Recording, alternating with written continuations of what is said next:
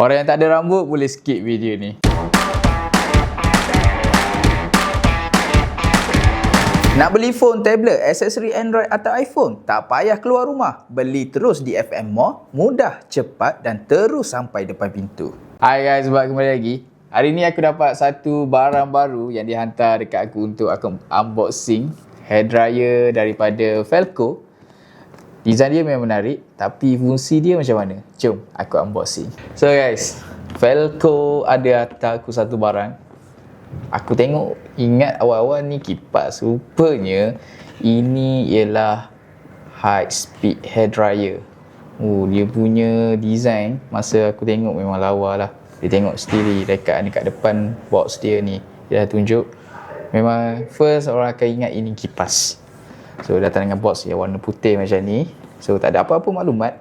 Dan kat belakang ni dia ada tunjuk sikit dia punya function. Dia punya 110,000 RPM high speed motor, negative low function, heat balance, smart temperature, 3 color. Maksudnya dia ada 3 color lah, sejuk, medium dan color untuk yang panas. Dia punya level air, hot cool, magnet connecting, banyak lah. Dan 2 tahun warranty. Gila. Dia bagi 2 tahun warranty untuk benda hair dryer ni. So jom kita buka. Ala-ala dia hantar ni, aku nak tengok sikit. Just tarik je. And voila. And yang aku dapat ni ialah color warna pink. Memang lawa lah. Aku nak tunjuk, kena turunkan sikit color. Warna dia ni warna pink. Kau boleh nampak dia punya presentation tu memang nampak premium gila. Korang akan dapat 3 section dalam kotak ni. Dia punya barang tu sendiri. Ini dia punya soket and ini dia punya magnetic dia. So magnetic dia ni semacam ni lah. Ini kalau korang nak guna untuk kecilkan angin. Apa maksud dia? Aku macam nak terangkan susah juga. Kau faham kan maksud aku? So ini ini barang dia. So memang nice lah. Dia punya packaging memang nice. So datang dengan tripping macam ni. Dan dia punya kabel memang tebal. Dan dia siap bagi benda ni. So senanglah korang nak manage, nak kemas, nak tutup, nak balik macam ni. So dia punya kabel panjang. So dia punya rupa macam ni. Bila kita pegang satu tangan agak nice. Cuma sekejap, aku nak feel sikit. Okay. Mungkin dia berat sikit kat sini. Biasalah dia berat. So nak guna pun quite simple. Sebab dia just ada 2 button sahaja. Ini dia ada tunjuk ni, on off switch and speed setting. So maksudnya dia ada 2 mode, 1, 2.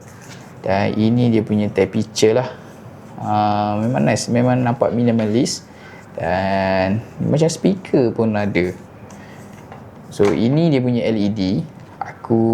Kalau aku buka ni memang agak bising lah. Nampak tak kuatnya ni tu.